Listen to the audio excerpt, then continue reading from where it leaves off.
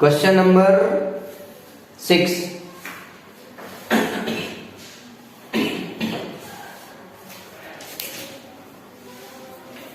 Intersecting. Question में कहता है कि find the equation of line intersecting the y axis at a distance of 2 units above the origin. Line y axis को 2 units ऊपर, origin से ऊपर इंटरसेक्ट कर रही है and making an angle of 30 degree. जैसे ही हमें समझ में आता है लाइन y एक्सिस को ओरिजिन से 2 यूनिट्स ऊपर इंटरसेक्ट कर रही है, तो y इंटरसेप्ट समझ में आती है हमें इससे। y intercept is equal to, origin से ऊपर है इसलिए +2। y इंटरसेप्ट को हमने फॉर्मूले में देखा, c रिप्रेजेंट किया था हमने। And making an angle of 30 degree with positive direction of x axis. अब x एक्सिस के पॉजिटिव डायरेक्शन से 30 डिग्री का एंगल है, तो ये वाली लाइन तो बनाएगी नहीं, ऐसे बनेगी।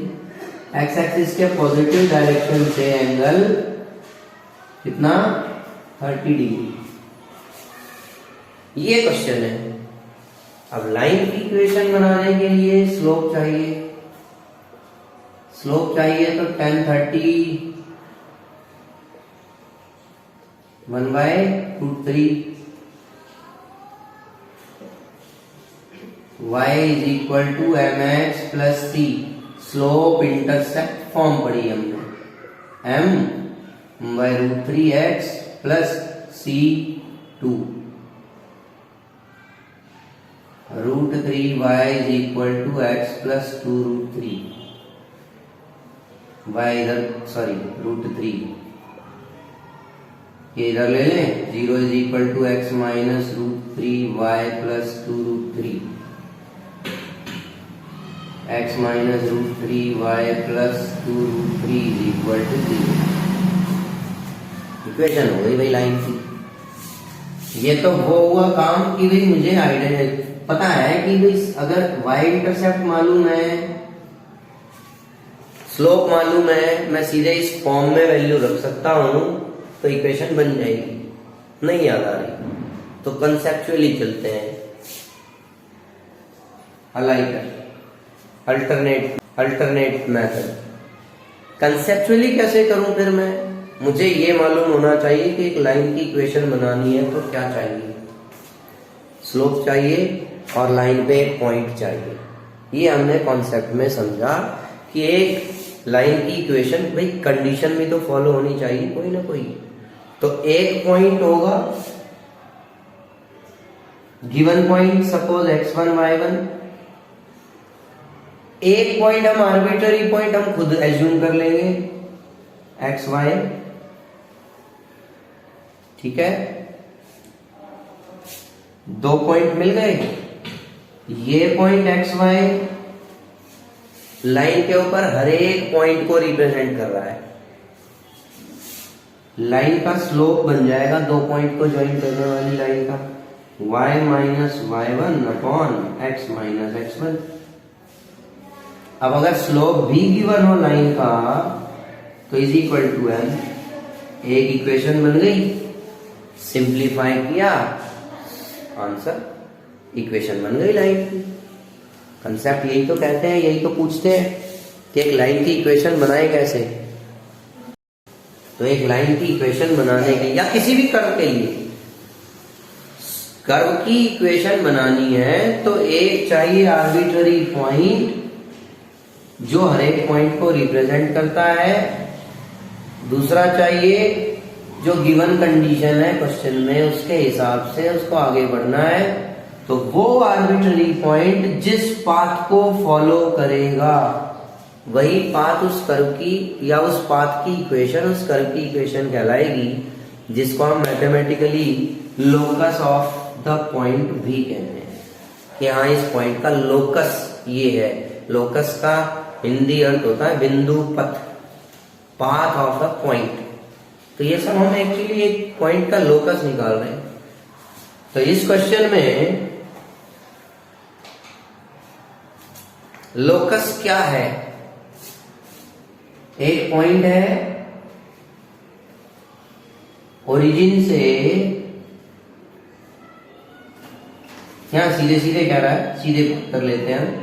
ओरिजिन से 2 units above line Y axis को इंटरसेक्ट कर रही है।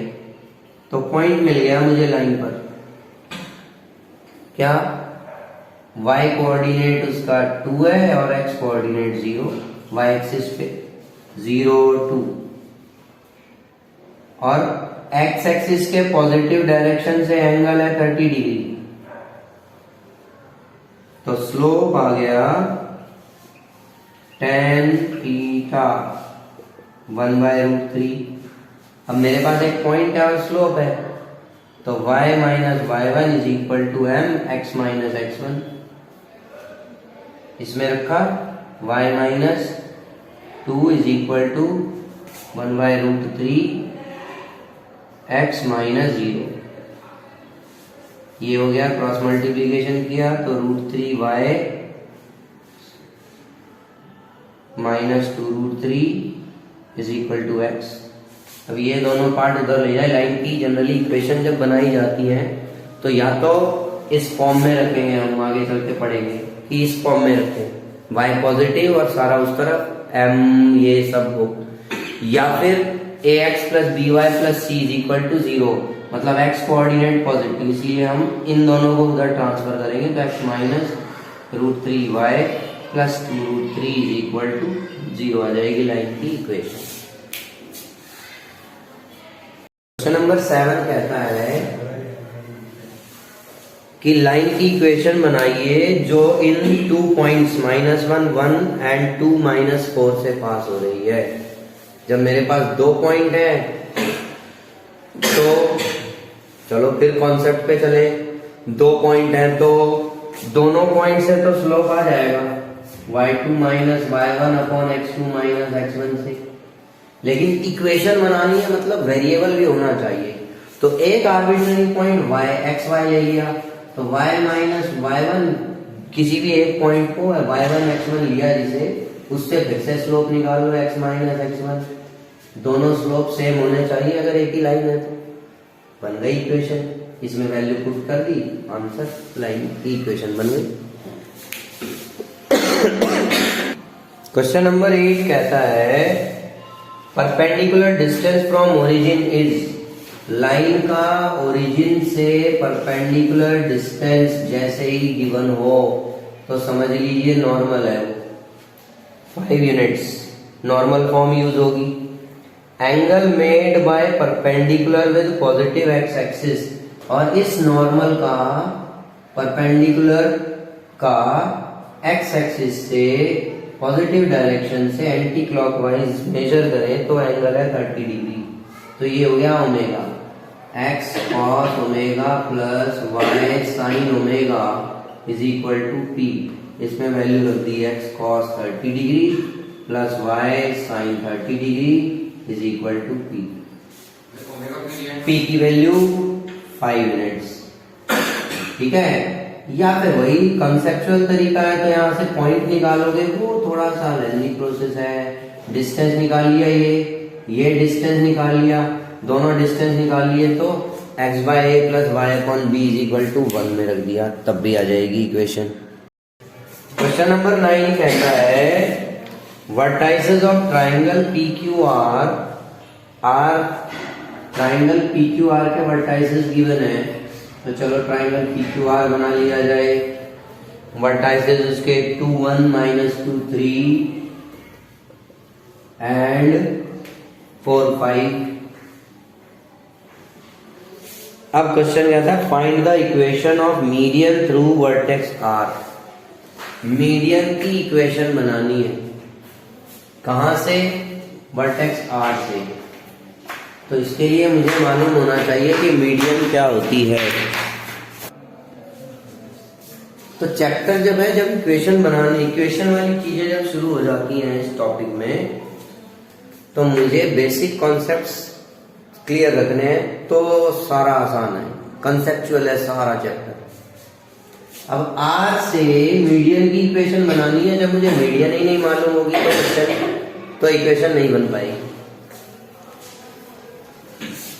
पॉइंट वर्टेक्स आर से मीडियन क्या होती है? Median is a line segment joining a vertex to the mid point of opposite side. अगर ये मुझे मालूम है तो ये समझ में आ जाता है कि मीडियन आर एम है और M is mid point of P Q. M P Q का मिड पॉइंट है। अब इसकी इक्वेशन बनानी है। फिर से सोचेंगे इक्वेशन के लिए क्या चाहिए? एक पॉइंट चाहिए, ये रहा आर। स्लोप चाहिए, स्लोप नहीं मिल रहा। स्लोप निकालने के लिए या तो एंगल चाहिए, क्वेश्चन में एंगल कह नहीं रहा, कहीं भी किसी भी तरीके से नहीं आ रहा। एक और पॉइंट चाहिए तो भी स्लोप आ जाएगा। दो पॉइंट हो तो y2 minus Y one upon x2 minus x1 से स्लोप निकाल लेंगे। या फिर दो पॉइंट मिल गए तो 2 पॉइंट्स फॉर्म वाली से इक्वेशन से तब भी इक्वेशन बन जाएगी। तो कुल मिलाकर चीज डिपेंड कर रही है इस पॉइंट m पे। और क्योंकि m मिड पॉइंट है और एक लाइन सेगमेंट का एक्सट्रीमिटीज अगर मालूम है तो मिड पॉइंट निकालना आसान है। Mid point x1 plus x2 by 2 y1 plus y2 by 2 से आप पॉइंट m के कोऑर्डिनेट्स निकाल सकते हो।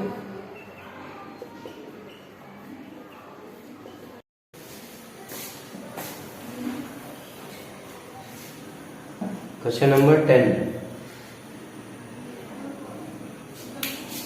क्वेश्चन नंबर 10 कहता है find the equation of line passing through -3, 5।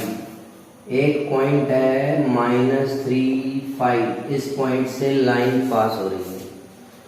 ठीक है भाई, लाइन पे पॉइंट मिल गया। इक्वेशन बनाने के लिए या तो एक पॉइंट और मिल जाए या फिर एंगल मिल जाए, स्लोप मिल जाए। Find the equation of line passing through -3, 5 and perpendicular to the line through the points। और इन दो पॉइंट्स को ज्वाइन करने वाली point A to 5 and B -3, 6। इन दो पॉइंट्स को ज्वाइन करने वाले लाइन सेगमेंट पर है परपेंडिकुलर।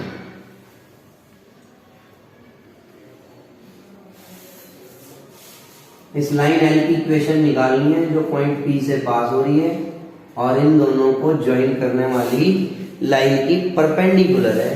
बाइसेक्टर वर्ड नहीं लिखा, सिर्फ परपेंडिकुलर है। बाइसेक्टर है या नहीं है कह नहीं सकते, तो फिर उसको यूज भी नहीं कर सकते।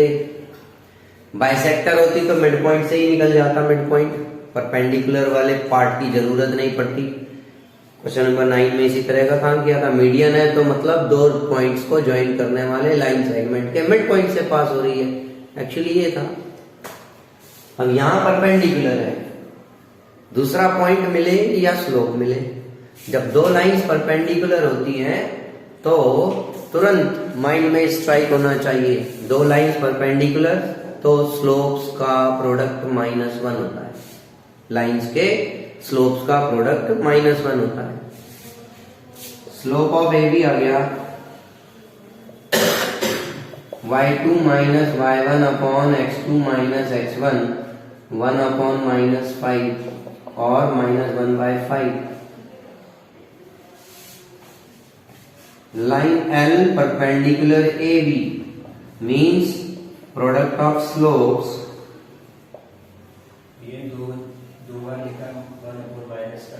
Product of slopes -1। तो स्लोप्स का प्रोडक्ट -1 हुआ तो L का स्लोप से हमने लिया m और लाइन AB का स्लोप हमारा आया -1/5। दोनों को अभी इस इक्वेशन को सॉल्व करेंगे, माइनस कैंसिल, m की वैल्यू आ गई 5। मीन्स लाइन L का स्लोप मिल गया, पॉइंट मिल गया तो इक्वेशन बनेगी from y is equal to y minus y1 is equal to mx minus x1 से लाइन की इक्वेशन बन जाएगी।